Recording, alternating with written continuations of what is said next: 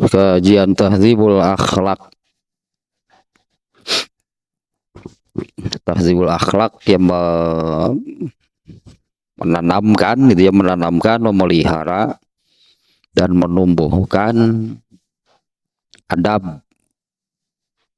Dimulai dari sana ya, dari adabnya dulu ya, menanamkan, menumbuhkan adab Islami ya, ajaran ya, adab Islami itu ajaran Islam ya, agama Islam di dalam hati. Nah, ditanamkan di dalam hati, kemudian ditumbuhkan dan membuahkan amal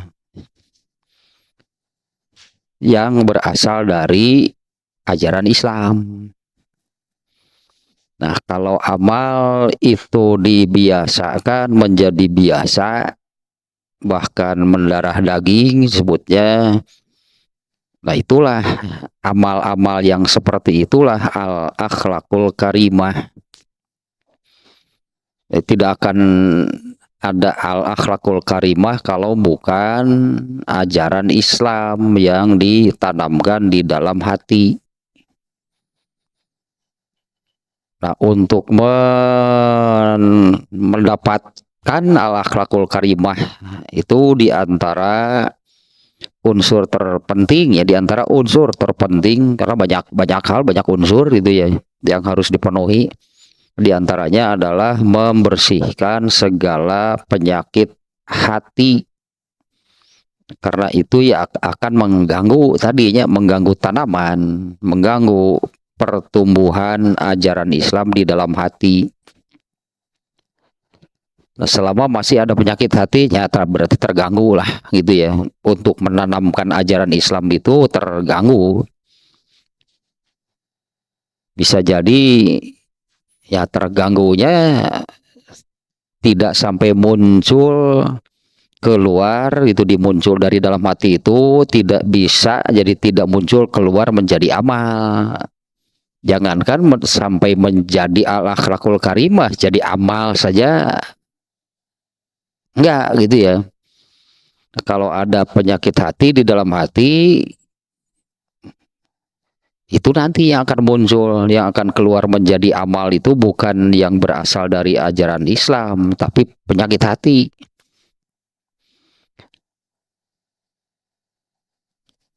Masih yang ke-13 nih ya, penyakit hati yang ke-13 nih. Ini termasuk penyakit hati yang populer, ya sangat populer nih ya, penyakit hati yang ini yaitu hasud. Yang kemarin tentang ghibthah. Jadi bukan bagian dari hasud. Yang ghibthah itu bukan bagian dari hasud, tapi ghibthah itu bagian dari pembahasan hasud gitu. Kalau membahas ghibthah itu di situ adanya dalam pembahasan hasud. Dan di mana bukan serupa tapi tak sama gitu ya, jelas beda. Hanya antara hasud, ghibthah, dan satu lagi nanti giroh. Nah itu tiga gitunya, hasud, ghibthah, giroh. Kalau apa namanya, hasud ini ya sebagai penyakit hati yang tentunya buruk ya, sangat buruk. Bahkan karena kemarin juga keburukannya ya sudah di salah satunya disebutkan, yaitu ifsadut ta'ah. Hasud itu akan merusak ketaatan. Nah, kembali ke definisinya nih ya, ke definisi hasud, karena nanti beda dengan ghibthah. Kalau hasud itu tamanni zawalin nikmati ya, an ahadin mimma lahu fihi solahun diniyun au dunyawiyun. Menginginkan hilangnya, rusak atau hilangnya kenikmatan yang dimiliki oleh seseorang, di mana kenikmatan tersebut itu kenikmatan yang membawa kepada kebaikan, baik untuk urusan agamanya ataupun untuk urusan dunianya. Sekali lagi ini ya, hasud itu menginginkan atau di dalam hati gitunya ada keinginan hilangnya kenikmatan yang dimiliki seseorang, di mana kenikmatan tersebut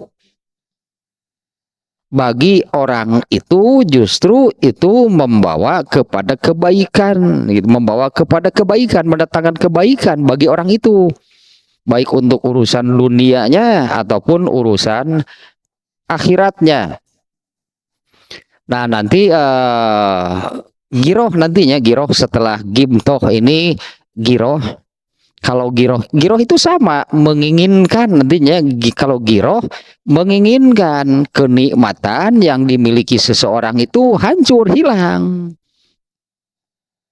Tapi bedanya dengan hasud, kenikmatan yang dimiliki orang itu justru membawa kepada keburukan dan kecelakaan bagi orang tersebut.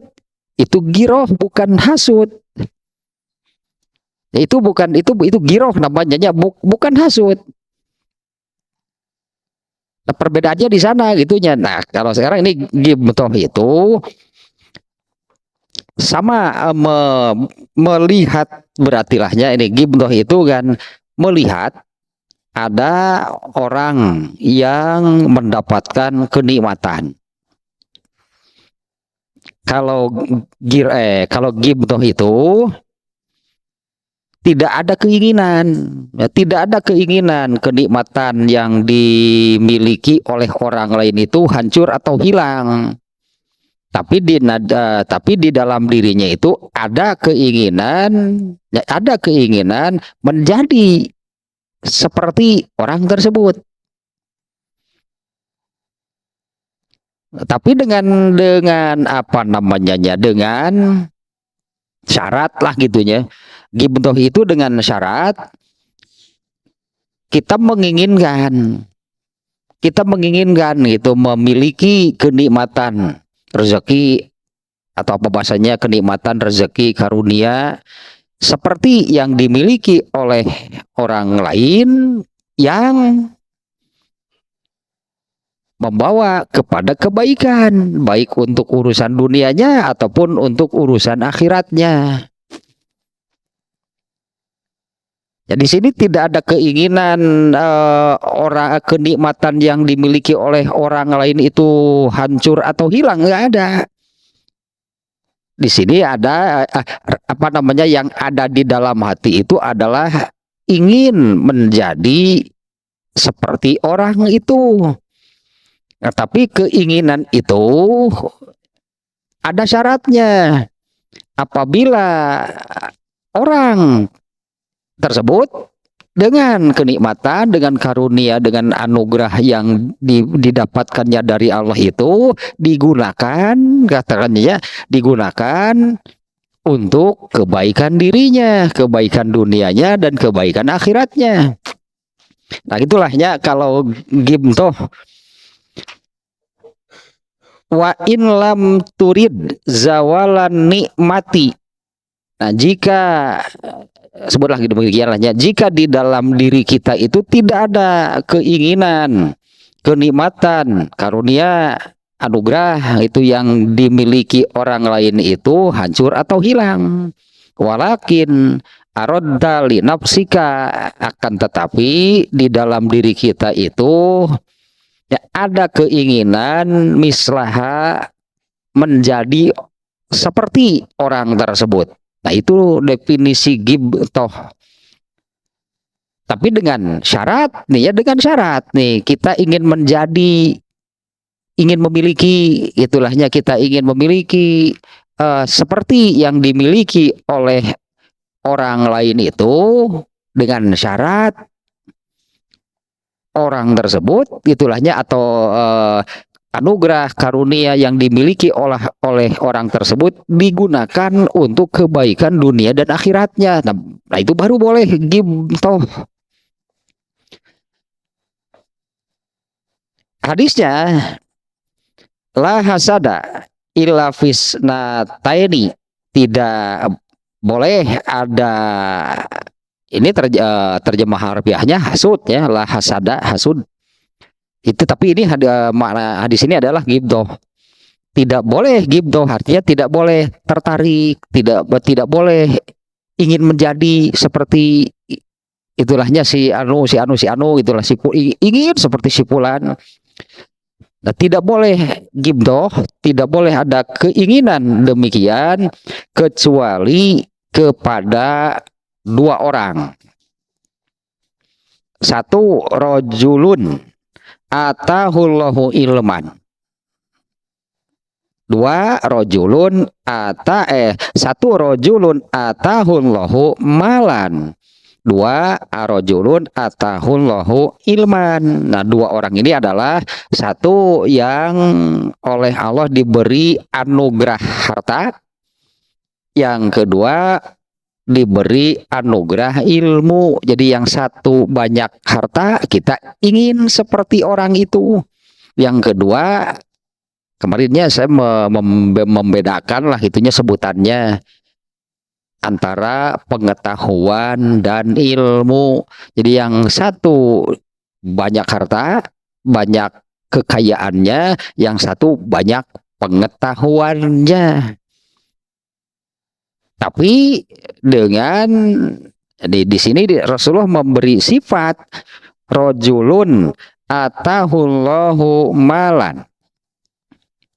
Orang yang diberi harta kekayaan, fasallatahu ala halakatihi fil haq. Tapi yang seperti ini itunya yang diberi oleh Allah harta kekayaan, fasallatahu kemudian dia habiskan, bahkan itulahnya di sini nih, fasallatahu dia habiskan ala halakatihi sampai, nah di sini bahasanya sampai dia sendiri menjadi miskin gitulah. Diberi anugerah oleh Allah harta, digunakanlah seluruhnya sampai dia nggak punya harta lagi, karena seluruh hartanya itu dia gunakan fil hak. Nah, ini kalau yang tadi ini digunakan untuk kebaikan dunia dan akhiratnya. Ini ada ininya gitunya, ada non pembatasnya. Jadi bukan hanya sekedar tertarik ingin menjadi orang seperti itu, ingin menjadi si fulan, si anu, di mana orang tersebut oleh Allah dianugerahi harta kekayaan yang banyak. Bukan hanya sampai di sana. Jadi tidak boleh, berarti tidak boleh kalau hanya tertarik soal atau ingin menjadi kayaknya. Tapi yang dibolehkan oleh Rasulullah ingin menjadi si anu, ingin memiliki anugerah, ingin memiliki harta kekayaan seperti orang yang memiliki kekayaan tersebut, yaitu orang yang dia gunakan, intinya lah demikiannya, dia gunakan, bahkan kalau dalam hadis ini sampai seperti ini bahasanya ya, dia habiskan seluruhnya sampai dia sendiri miskin lagi, sampai tidak punya apa-apa lagi. Nah, semuanya itu dihabiskan fil haq. Yang kedua, yang kedua lah dulunya ini pengulangan nih, ada sedikit tambahan penjelasan sebetulnya nih menurut hadis ini nih, untuk hadis ini.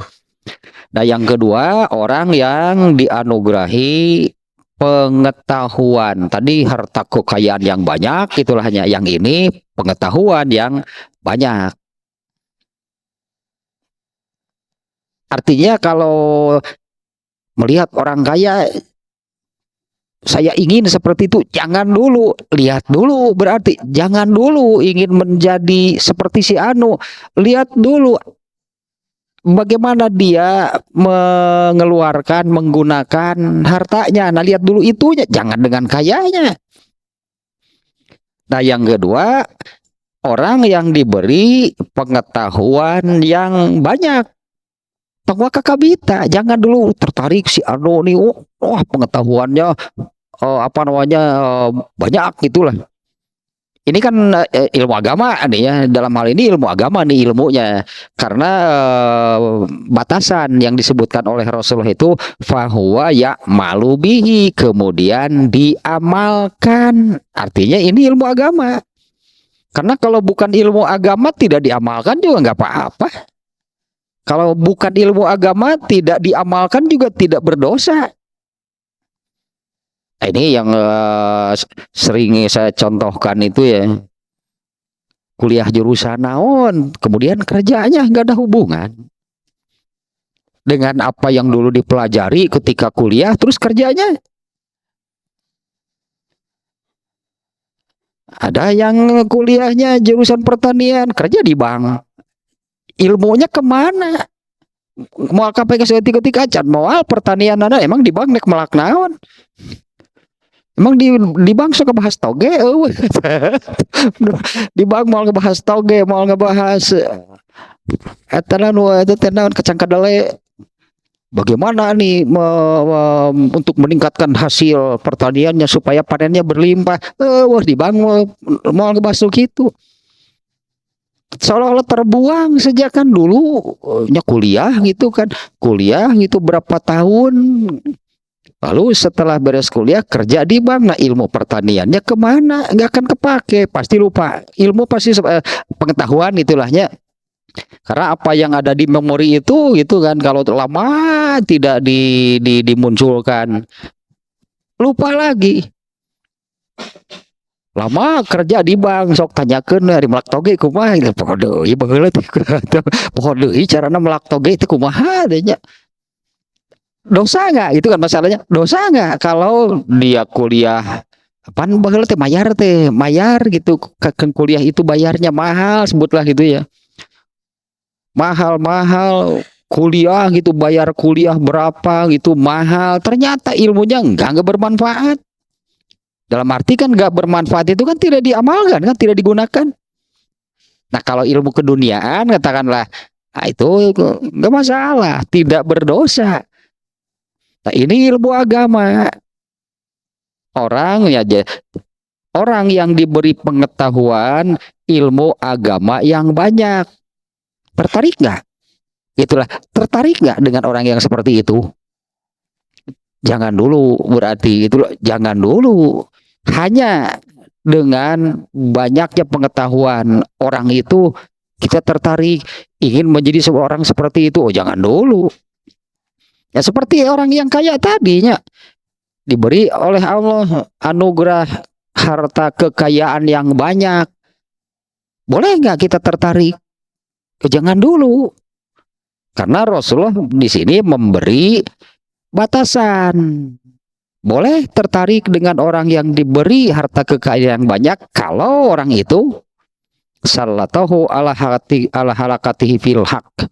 Kalau kita tahu, kita melihat bahwa orang itu menggunakan hartanya itu bahkan sampai habis sekalipun di fisabilillah gitulahnya, yaitu yang tadi dia gunakan, dia keluarkan untuk kebaikan dunia dan akhiratnya, bahkan ya dia keluarkan untuk Islam, disebut nantilah. Jadi disebutnya ada kontribusi gitulah, ada kontribusi untuk syiar dan penegakan ajaran Islam.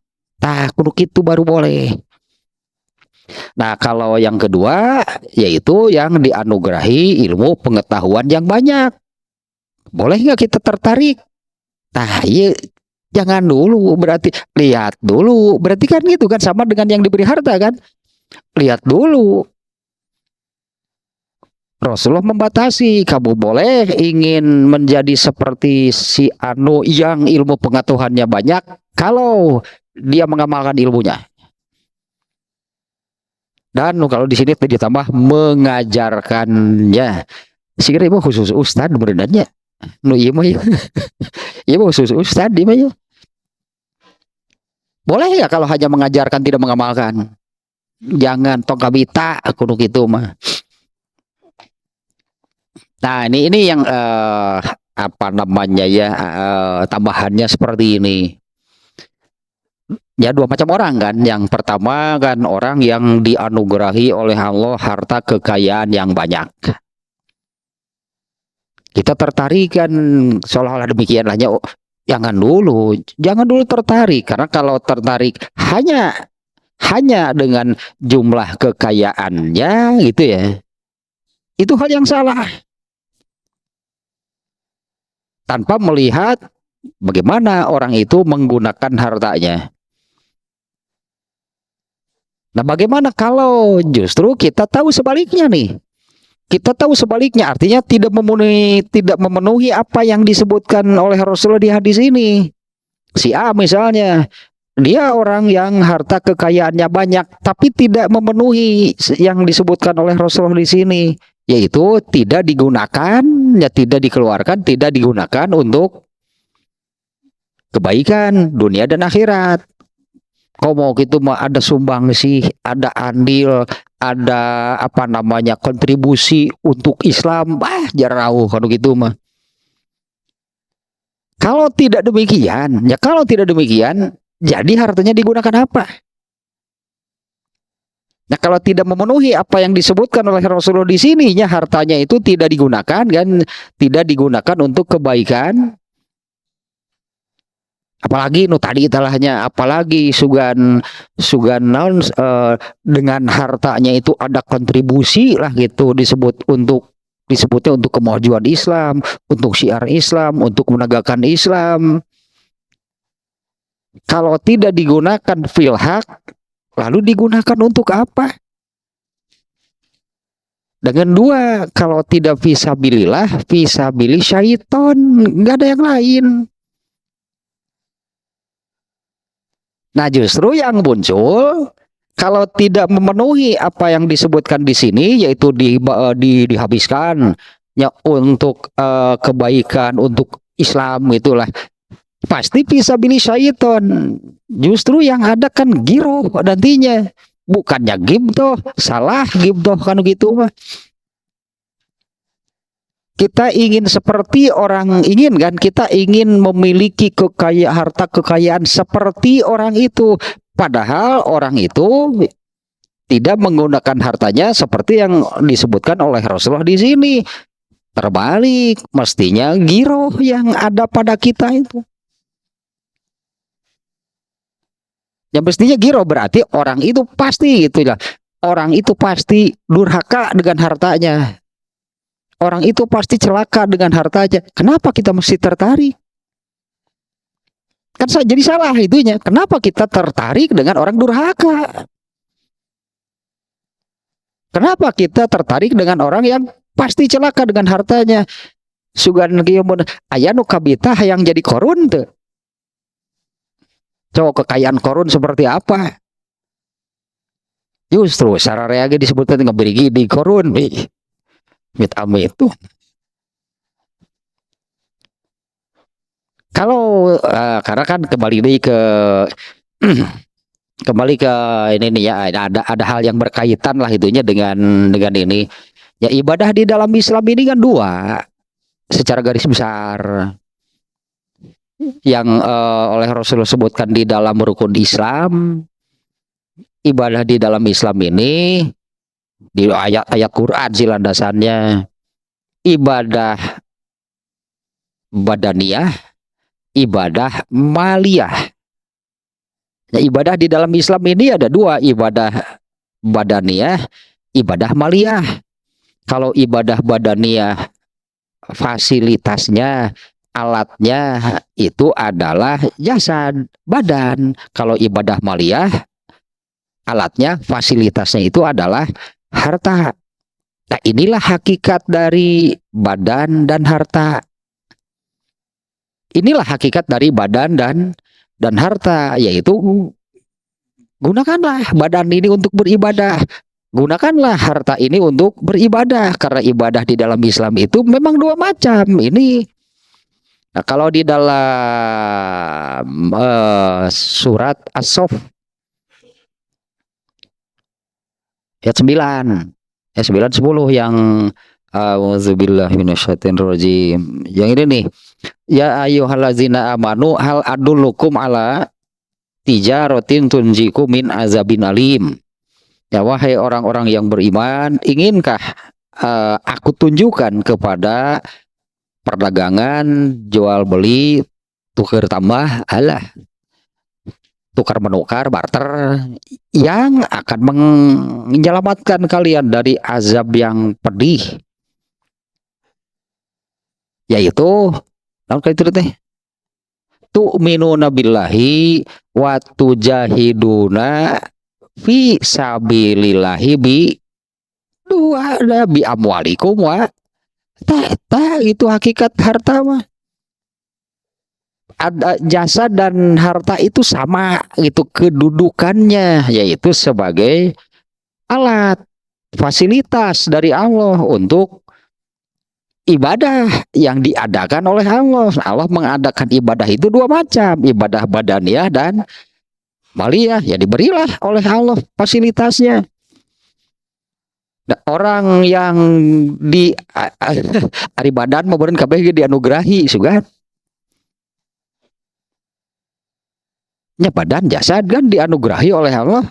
Kalau harta memang itulahnya ada yang dianugerahi harta, ada yang enggak. Nah, yang dianugerahi diberi harta oleh Allah itu maksud Allah apa kan gitu sebetulnya. Allah memberi fasilitas. Meskipun Allah itu maha adil, dulu ada kan sahabat yang mengadu kepada Rasulullah. Enak ya jadi si anu, enak ya jadi orang kaya, mereka bisa beribadah dengan harta sementara saya nggak bisa. Saya juga ingin itu beribadah seperti itu. Nah, kalau para sahabat mereka itu udah pikiran karena ibadah, weh itu pokoknya mah enak ya lihat orang kaya mereka bisa beribadah dengan harta sementara saya nggak bisa.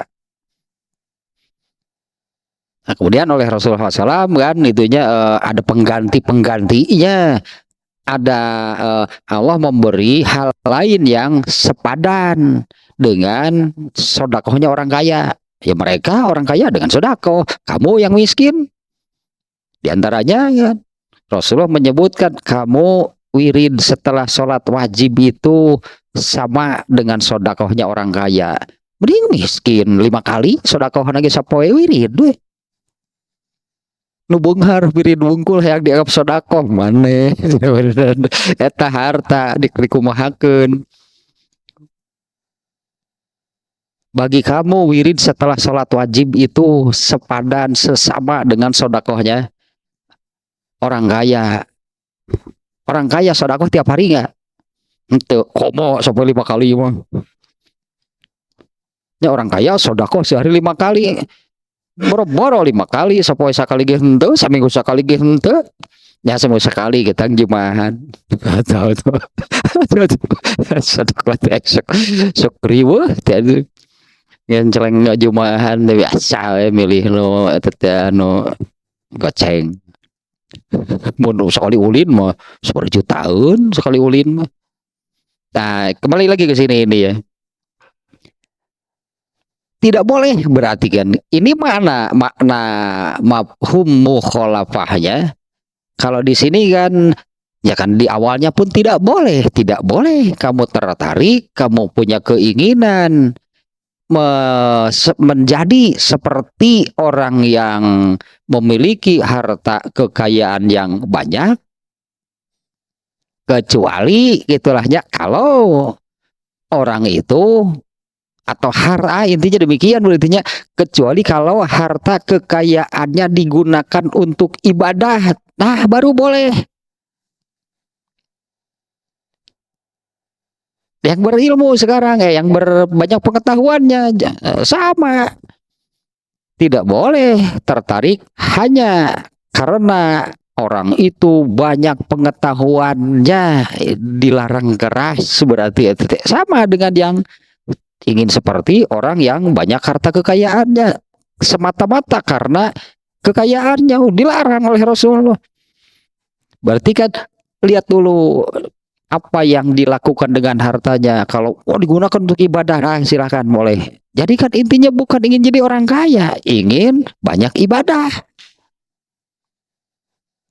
Ya ingin banyak ibadah, ingin bisa katakanlah ingin bisa beribadah dengan harta kan itu jadikan substansinya dari nomor satu tadinya bukan ingin jadi orang kaya, ingin bisa beribadah dengan harta karena saya melihat si Anu bisa dianugerahi harta kekayaan yang banyak, gunakan untuk beribadah. Kami hayang sega gitu, nah baru benar. Nah ini yang kedua nih. Boleh tertarik dengan orang yang banyak pengetahuannya.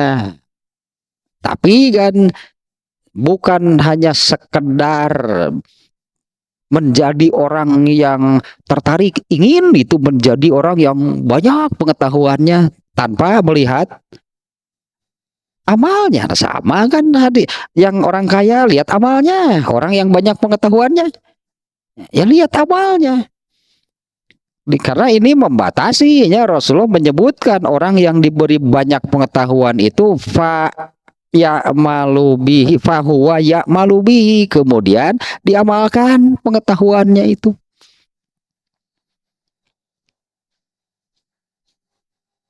Nah, artinya kan apa namanya ya, dilarang justru kan ini mafhum mukhalafahnya dibolehkan itu, dibolehkan.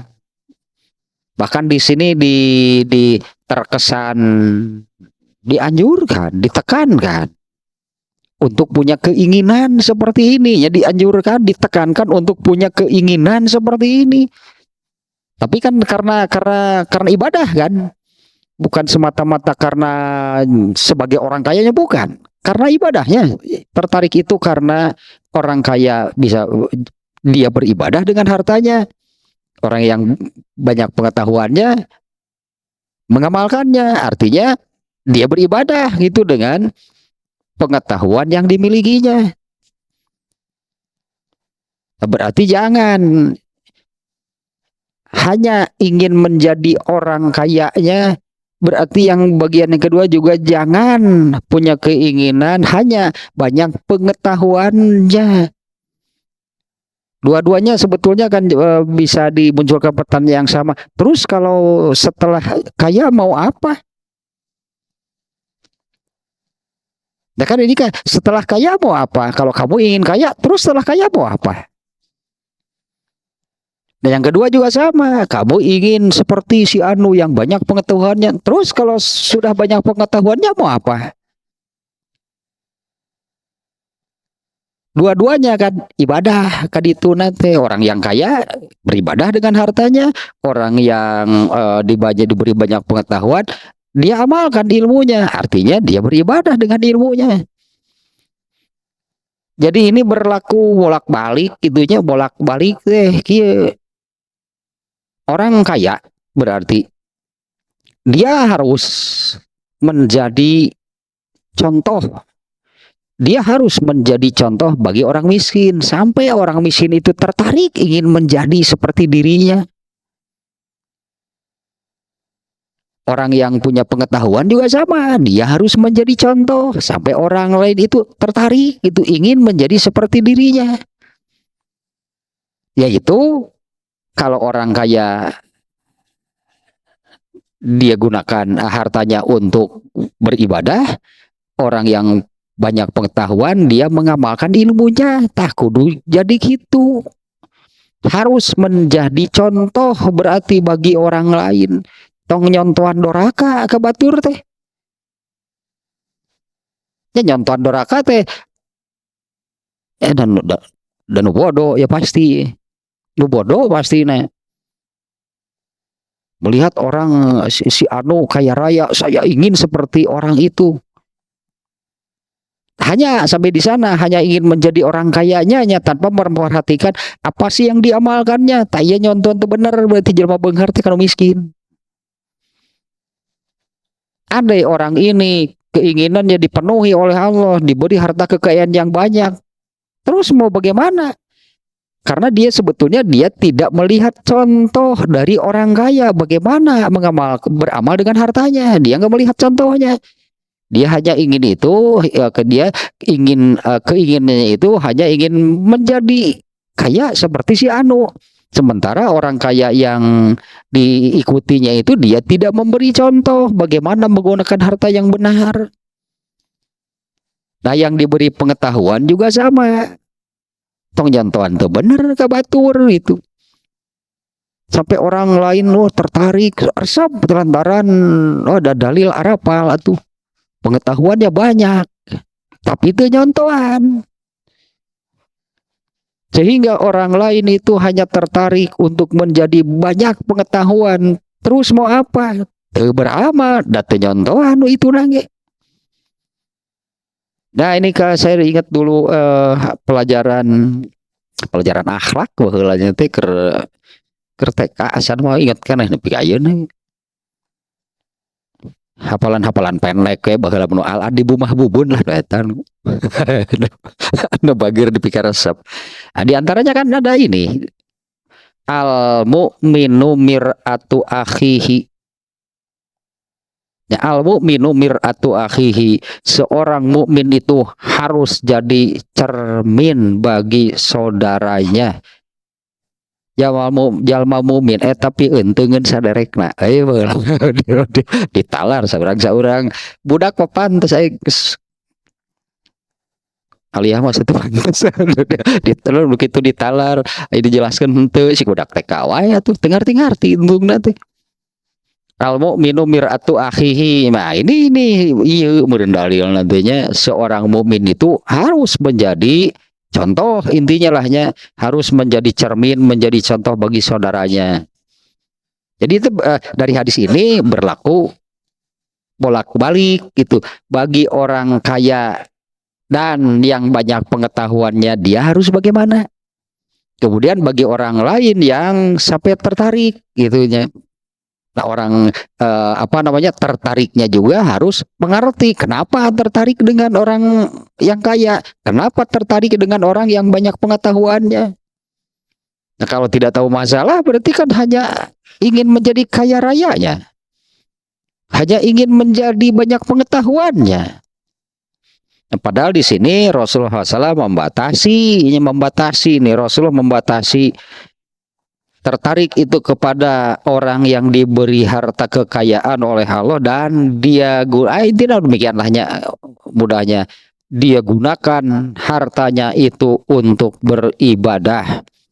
Kemudian yang kedua tertarik dengan orang yang banyak pengetahuannya dan dia mengamalkannya. Nu pokomada eta dia mengamalkannya. Nah, harusnya demikian. Artinya orang yang banyak harta, orang yang banyak pengetahuannya itu harusnya demikian. Artinya kan memberi contoh yang baik kepada orang lain sampai orang lain tertarik. Jangan sampai menjadi contoh yang salah itu orang lain itu tertarik hanya karena kayanya, hanya karena banyak pengetahuannya. Amalna kemana karep amalna. Berarti yang kaya dia tidak beramal dengan hartanya, yang banyak pengetahuannya dia tidak beramal dengan ilmunya. Nah, ini contoh yang buruk bagi orang lain. Orang kaya dan orang yang banyak pengetahuannya yang demikian itu adalah contoh yang buruk bagi orang lain. Nyirakakeun batur. Padahal batur mah harayang siga manehna. Itu kan orang lain kan sampai tertarik. Waduh, si anu orang kaya. Iyalah, siapa yang tidak tertarik dengan harta kekayaan? Sampai orang lain tertarik karena banyak pengetahuannya dan resep pintar masyarakat. Tapi hakikatnya dia ini memberi contoh yang buruk apabila tidak memenuhi seperti yang disebutkan oleh Rasulullah di sini ya. Orang kaya yang menggunakannya untuk beribadah, kemudian orang yang banyak pengetahuannya itu orang yang mengamalkan pengetahuannya. Nah, telahnya tambahannya. Jadi ini bukan hanya bagi orang yang tertarik, bagi orang kayanya juga ini berlaku nih hadis ini kena artinya. Ya harus bagaimana kalau Allah takdirkan kaya? Karena dua-duanya kan pemberian sebetulnya. Harta kekayaan pemberian Allah. Pengetahuan pemberian Allah, tadi anugerahi oleh Allah. Harta dianugerahi, pengetahuan harus bagaimana? Nu tadi dapatnya tiba budak baheula teh apal teh harus jadi contoh bagi saudaranya. Harus jadi cerminan bagi saudaranya. Jangan sampai menjadi contoh yang buruk. Nyilakakeun batur tah kabagean jariah dosana. Kalau orang lain tertarik karena kekayaannya, geus beunghar tuluy doraka. Apa ningali contohnya? Orang yang kaya dia tidak menggunakannya untuk beribadah. Nu iya hayang siga kitu tak kabagean tah dosana. Kabagean dosana tah sing karena disebutnya kan dia memberi contoh yang buruk. Jadi ulah kabita berarti kan ya, jangan tertarik hanya sebatas kekayaannya. Jangan tertarik hanya karena banyak pengetahuannya. Dua-duanya berarti kan lihat dulu apa yang diamalkannya. Baik orang kaya ataupun orang yang banyak pengetahuannya. Lihat dulu apa yang diamalkannya.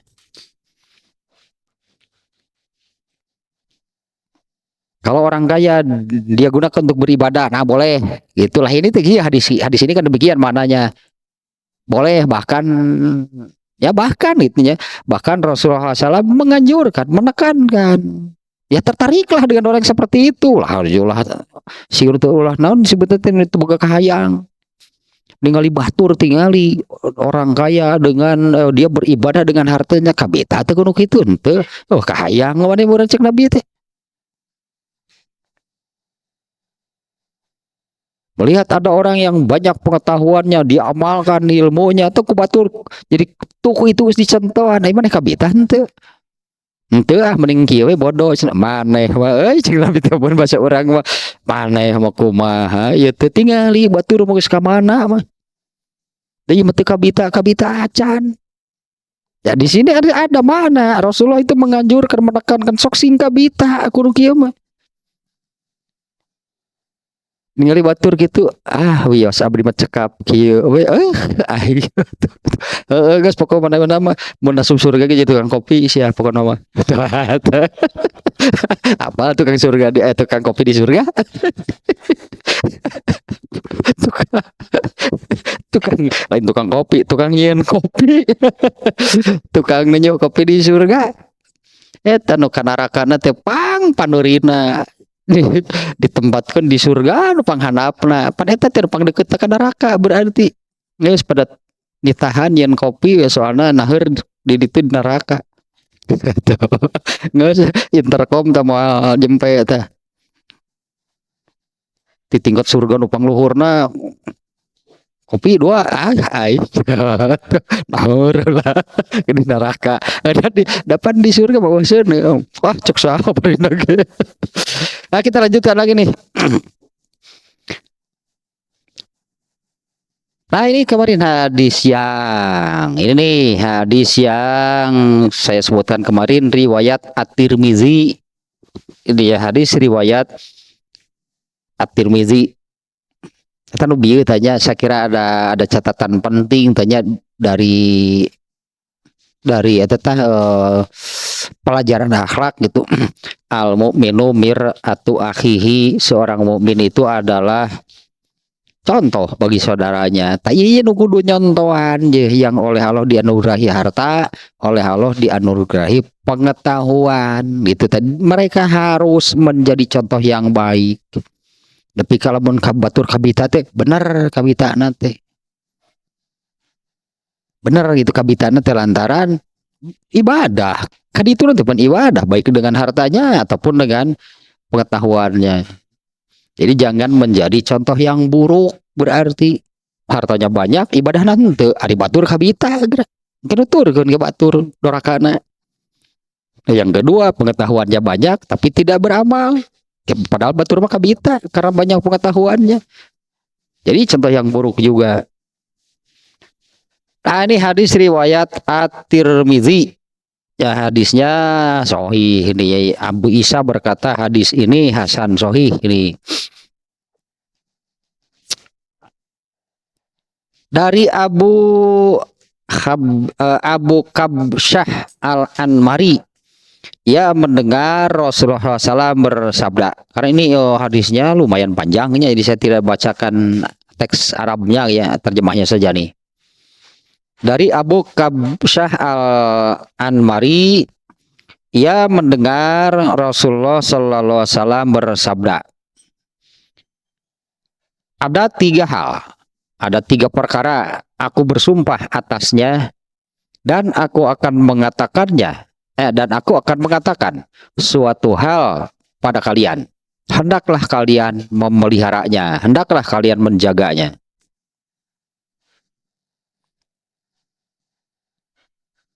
Rasulullah SAW melanjutkan, tidaklah satu, berarti kan tadi ada 3-nya, ada 3 perkara yang aku bersumpah atasnya, dan aku akan mengatakan suatu hal pada kalian, hendaklah kalian menjaganya. Kemudian Rasulullah melanjutkan, tidaklah harta seseorang berkurang karena sodakoh. Mana kosot sodakotun min mal, gitunya. Tidaklah harta seseorang itu berkurang karena sodakoh. Abu udah berkali-kalinya saya jelaskan, justru bertambah. Jangan menggunakan matematika singko atau hari jeung singko mah.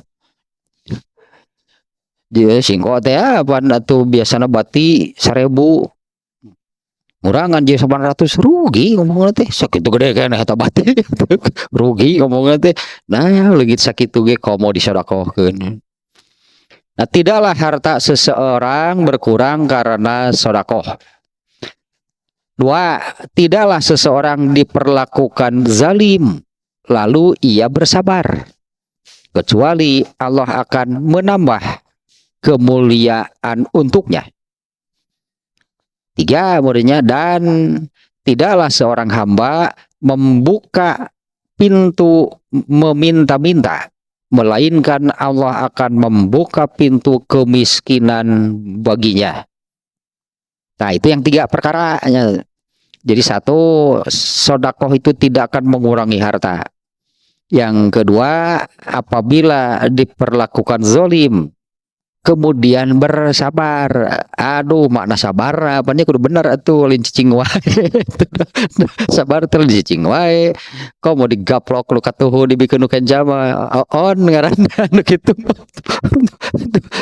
Gaplok lu katuhu bikeun nu kenca atuh geunah dihidan meureun kumatur teh. Dari nu kitu atuh sabar mah. Iya hadis ini harese jadi teh.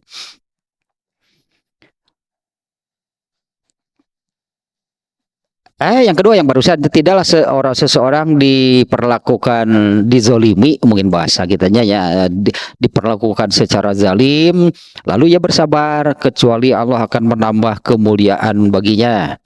3, tidaklah seseorang membuka pintu meminta-minta atau meminta-minta lah gitunya. Tidaklah seseorang meminta-minta kecuali Allah akan membukakan pintu kemiskinan baginya. Nah, hendaklah, nah Rasulullah bersabda ya, hendaklah kalian memeliharanya, ya mengingatnya, dan tentu tadinya mengamalkannya. Berarti nutilu tadi 1, sodakoh tidak mengurangi kekayaan. Yang kedua, dizolimi bersabar, lebih mulia, lebih dimuliakan lagi oleh Allah. Yang ketiga, orang yang meminta-minta oleh Allah dimiskinkan, gitulah intinya. Nah, itu jagalah 3 perkara tersebut. Kemudian Rasulullah SAW bersabda lagi, sesungguhnya dunia ini dimiliki 4 macam orang. Dunia ini dimiliki oleh 4 macam orang. Pertama, seorang hamba yang dikaruniai Allah harta dan ilmu, ya berdua ya. Seseorang, jadi kelompok pertama, golongan pertama, seseorang tuh bisa satu orang gitu, bukan golongan lah ya. Dunia ini gitu dimiliki oleh 4 kelompok orang. Yang pertama, orang yang dikaruniai harta dan ilmu. Dengan ilmunya ia bertakwa kepada Allah, dan dengan harta ia menyambung silaturahmi, dan ia mengetahui Allah memiliki hak pada hartanya itu. Nah, tetah sampai di situ ya. Dan ini adalah tingkatan yang paling baik. Ilmunya dianugerah, hartanya diberi, ilmunya diberi, tapi sama kan, inti nama digunakan untuk beribadah, hartanya digunakan untuk beribadah, ilmu atau pengetahuan yang dianugerahi itu diamalkan. Ini yang pertama, yaitu orang yang dianugerahi harta dan ilmu. Dengan ilmunya dia bertakwa, ta'ala mengamalkan ilmu, nanti berarti dia bertakwa kepada Allah, dia menyambung, dan dengan hartanya dia menyambung silaturahim, dan dia mengetahui bahwa pada hartanya itu ada hak Allah. Ya, taruh tadi hak Allah deta non kontribusi, sebutnya tadinya punya andil, punya kontribusi untuk kemajuan, untuk syiar, untuk penegakan Islam. Nah, contohnya dulu para sahabat mah untuk hal tersebut itu bro-broan. Ini contoh yang apa namanya, nyabar beberapa kali juga ya. Ketika Rasulullah mengumumkan perang, selain ya kewajiban perang itu kan, ini kewajibannya. Selain para sahabat itu ikut berperang, Rasulullah pun meminta harta mereka untuk kepentingan perang ini. Karena perang itu kan perlu biaya. Nah, ini harta yang dikeluarkan oleh para sahabat untuk berperang itu, teteh disebutnya ini untuk kepentingan Islam. Taitan dia hak Allah gitu, itunya, dan dia tahu bahwa pada hartanya itu ada hak Allah. Yang kedua, kelompok kedua, mana kira? Nah, kelompok kedua adalah orang yang diberi oleh Allah ilmu tapi tidak diberi harta. Niatnya tulus, ia berkata, andai saja aku memiliki harta seperti si fulan, pasti aku akan melakukan seperti yang dilakukannya. Maka ia mendapatkan apa yang ia niatkan, pahala mereka berdua sama. Nah, aku ilmu mah gitu kan, ilmu ya, harta enggak. Ini kan orang kelompok kedua ini kan diberi ilmu tapi tidak diberi harta. Lalu dia dengan karena ilmunya dia seperti ini. Andai saja aku memiliki harta seperti si fulan, yang kelompok pertama, berarti si fulannya itu kelompok pertama.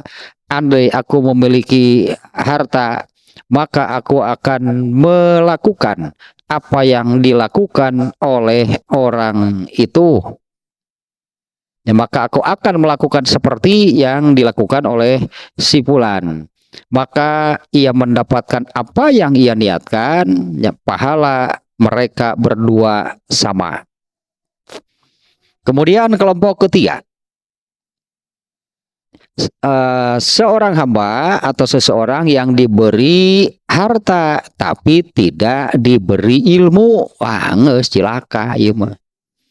Seseorang yang diberi harta tapi tidak diberi ilmu. Ini terjemahnya bagian di sininya di aplikasinya. Ia melangkah serampangan tanpa ilmu menggunakan hartanya. Artinya kan tidak dipakai sodako, apalagi untuk tadi ini untuk kepentingan Islam. Boro-boro ngusuk pe ngopoe. Uline melulu. Ya ada untuk ibadahnya, ibadah tidak digunakan. Ada ya, akhirnya tadinya tidak digunakan untuk ibadah, tak itulah ya harta yang tanya. Maka dia disebutnya di sini serampangan, sembrono, itulah dalam menggunakan hartanya. Tadi kayak mana dia? Tidak diberi kemarin ketiga selanjutnya seorang hamba yang diberi harta tapi tidak diberi harta oleh Allah tapi tidak diberi ilmu. Ia melangkah serampangan tanpa ilmu menggunakan hartanya. Ia tidak takut kepada Tuhannya dengan harta itu. Bahasa nakinya dia tidak takut kepada Tuhannya dengan harta itu. Dan dia tidak menyambung silaturahmi serta tidak mengetahui bahwa pada hartanya itu ada hak Allah. Ini adalah tingkatan terburuk.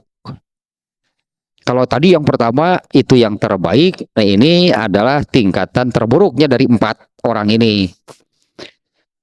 Yang keempat, orang yang tidak diberi oleh Allah, tidak diberi harta, juga tidak diberi ilmu oleh Allah. Aduh, parah, emang geus miskin. Aduh, geus miskin, bodoh, tidak punya ilmu. Tapi lah dia berkata, andai aku punya harta seperti yang kelompok ketiga nih, andai aku punya harta seperti si Fulan, maka aku akan melakukan seperti si Fulan. Saya gemun boga duit mereka useup pengal poe. Gitu tah berarti eta teh bukan si Fulan lah nunggu poe.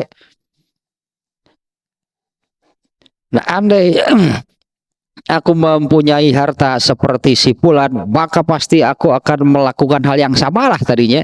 Maka aku akan melakukan hal yang sama dengan si Fulan. Ya, andai aku punya harta, tentu aku akan melakukan seperti yang dilakukan si Fulan, yaitu yang serampangan menggunakan hartanya dan niatnya benar. Asli, iya mah bener namun ayak mah. Kalau saya juga punya, maka dosa keduanya sama. Itu hadisnya sampai di sana. Nah, artinya kan orang yang diberi harta, orang yang diberi ilmu, tak iya mata kudu jadi contoh tuh bisi ayah, batur ayah nu hayangeun kan doraka. Ternyata ini dosanya sama. Dia melihat contoh kan. Ya dia melihat contoh gitu kalau saya punya harta dasar bodoh pan ipan penuh bodoh ya mah ilmu gak ada harta gak ada dasar nu bodoh. Kalau saya punya harta gitu ini kok pikir nanti saya juga akan melakukan seperti si anu. Pastilah kalau bukan ibadah mah hanya digunakan untuk memenuhi hawa nafsunya, hanya digunakan untuk hal-hal keduniaan, menghambur-hamburkan harta kan baik dah loba gitulah pikirnya nggak ada saya kan banyak harta maka dosanya sama. Nah gitulah ini can beres kan nih nu ieu atunya. Nah sebetulnya saya tadi katakan bahwa di sini tersirat sebetulnya dengan redaksi seperti ini di sini tersirat bahwa Rasulullah bersabda seperti ini Rasulullah itu menekankan sok sing kabita justru gitu. Tertariklah kamu dengan orang yang punya harta tapi dengan catatan gitu kan, dengan catatan bukan hanya sekadar kaya. Tertariklah kamu sampai saya ingin menjadi dengan orang yang banyak pengetahuannya dengan catatan. Saya ingat contoh ini nih. Saya ingat contoh ini nih.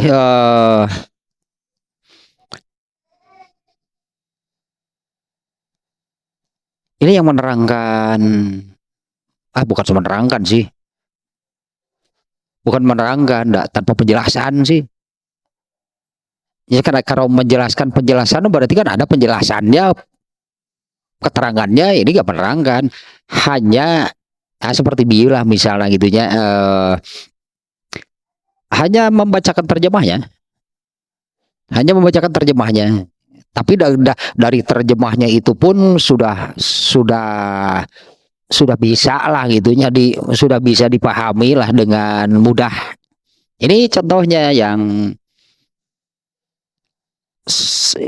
sholatul jamaati khairun min sholatil fazi bisab'in wa isrina darojatin, darojatan namanya, bukan jamaah. Sholat berjamaah itu lebih baik daripada sholat sendirian 27 kali lipat. Itu terjemah kan, nggak ada penjelasan, itu kan terjemahnya demikian. Tapi dia sampaikan, tapi kan redaksi demikian kan mudah kan dipahaminya.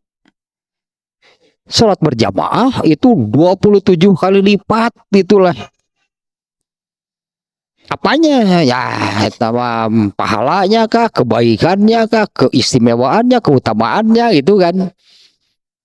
Tapi nepikeun kitu tetara berjamaah, padahal apa, ternyata contoh dia punya pengetahuan, dia sampaikan kepada orang berjamaah tara atau kabita aku gitu, mau lain tuturkeun. Ini kan hadisnya demikiannya, karena Rasulullah kan membatasi, kamu tidak boleh atau silahkan tertarik dengan orang yang banyak hartanya, dengan catatan kan dia beribadah, gitulah intinya kan, hartanya itu digunakan untuk beribadah, bahkan ditekankan tertariklah dengan orang yang seperti itu. Nah yang kedua kan, orang yang banyak pengetahuannya, tapi kan dengan catatan dia mengamalkan. Di orang teh jadi itu aneh, anehnya muncul kalimat seperti ini. Nah hanya si ganu teu apal dalil, nah hanya ada dalil mah pasti apalin, karena dia kan menilai orang itu banyak pengetahuannya. Nah hanya ada apalin dalil mah, tayo berarti masalah. Nah artinya kan ada nggak orang yang kaya, ada nggak orang yang banyak harta kekayaannya tapi tidak digunakan untuk beribadah. Dari hadis ini pun tersirat ada orang yang seperti itu, dan kamu jangan tertarik kan gitu maknanya, bener nggak? Ya, secara tersirat kan hadis ini ada makna seperti itu. Ada berarti orang yang banyak hartanya tapi dia tidak digunakan untuk beribadah. Kamu boleh tertarik dengan orang kaya itu kalau digunakan untuk beribadah, kan gitunya itu. Nah dengan orang yang banyak pengetahuannya bagaimana? Banyak orang yang punya pengetahuan tapi tidak mengamalkannya, seperti banyak orang kaya yang tidak menggunakannya untuk beribadah. Yang dibolehkan bahkan ditekankan oleh Rasulullah itu, kalau dengan orang yang banyak hartanya dia gunakan untuk beribadah, karena apa namanya tadi, hakikat harta kekayaan itu kan fasilitas, alat dari Allah. Karena ibadah di dalam Islam itu ada ibadah maliyah. Nah dengan ilmu juga sama, Allah memberi ilmu untuk diamalkan gitu. Allah mau menurunkan ilmu, Allah memberi pengetahuan kepada seseorang itu untuk diamalkan. Eta berarti orang seperti itu, orang kaya yang tidak menggunakannya untuk beribadah, dia memberi contoh yang buruk, dan artinya orang itu bukan untuk diikuti. Dan orang yang banyak pengetahuannya tapi dia tidak beramal, tidak mengamalkan pengetahuannya, dia ini contoh yang buruk dan itu bukan untuk diikuti. Terserah. Masih ada ternyata nih, ini lanjutannya masih ada. Ini nanti terkait dengan dari hadis tadi, itunya terkait dengan hadis yang tadi. Memang Allah memerintahkan Memang Allah memerintahkan hari hadis ayat sihnya ayat yang paling umum ya Allah memerintahkan. Nah supaya nih kalau dari hadis tadi supaya ada terjadi perlombaan. Saya ingin seperti si Anu, udah buncek orang mau, ya saya juga bisa. Dia berusaha. Nantinya di situ terjadi perlombaan yang benar kan? Karena Rasulullah membatasi. Karena kedua-duanya ini kan bermuara pada digunakan untuk beribadah. Nah, nantinya kan akan berlombanya itu dalam beribadah nanti pada akhirnya kan muaranya ke sana. Maka akan terjadi perlombaan dalam beribadah, itulah yang diperintahkan oleh Allah. Ya, itulah yang diperintahkan oleh Allah. Ini di ayat yang potongan ayatnya bukan satu ayat. Fastabiqul khairat kan itu ayat, potongan ayat itu Allah yang memerintah berlomba-lombalah dalam beramal soleh. Ya fastabiqul khairat, berlomba-lombalah di dalam beramal soleh. Kalau berlomba-lomba hanya ingin menjadi orang kayanya, maka akan kena oleh al-hakumut takasur. Perlombaan ingin menjadi orang kaya itu telah melalaikan kamu hatta zurtumul makobir napi kaheapna gitu hupir bari pada tadi napi kapaehna beungharhan teu doraka jelas karena berlombanya di sana hanya ingin berlomba-lombanya itu hanya ingin menjadi orang yang kaya. Eta ayat al-hakumut takasur eta bertentangan dengan apa yang disabdakan Rasulullah di sini. Berlombanya itu hanya ingin takasur, berlomba-lomba ingin menjadi yang paling banyak. Hatta zurtumul makobir ganeta nepi ka dugi ka pupusna kikituan teu meni hawatos. Aduh meniwatir nepi ka paeh kitu berlomba na teu dinu kitu. Padahal Allah jelaskan perintah Allah itu fastabiqul khairat. Ini Allah memerintahkan itu berlomba-lomba dalam kebaikan. Nah, bisa jadi awalnya dari sini. Saya ingin ada ketertarikan. Sok atuh malah oleh Nabi kan dijurungkan. Allah. Oleh Nabi itu ditekannya sok bener mun hayang siga kitu mana nanti akan terjadi perlombaan pada hal yang benar, tak sesuailah dengan perintah Allah fastabiqul khairat. Jangan sampai berlombanya itu kena oleh al-hakumut takasur. Tahulah berarti nanti masih ini ya masih gibtoh, setelah gibtoh nanti giroh ya itu mah kisi-kisi we. Kalau giroh itu ada keinginan seperti hasud. Ada keinginan supaya kenikmatan karunia itu anugerah yang dimiliki orang lain itu hancur atau hilang karena oleh orang itu digunakan untuk durhaka. Nah itu benar, giroh namanya, bukan hasud. Ya kalau hasud itu yang tadilahnya ada keinginan supaya kenikmatan karunia rezeki orang lain itu hilang. Padahal itu oleh orang itu digunakan untuk beramal soleh, untuk beribadah, itu hasud.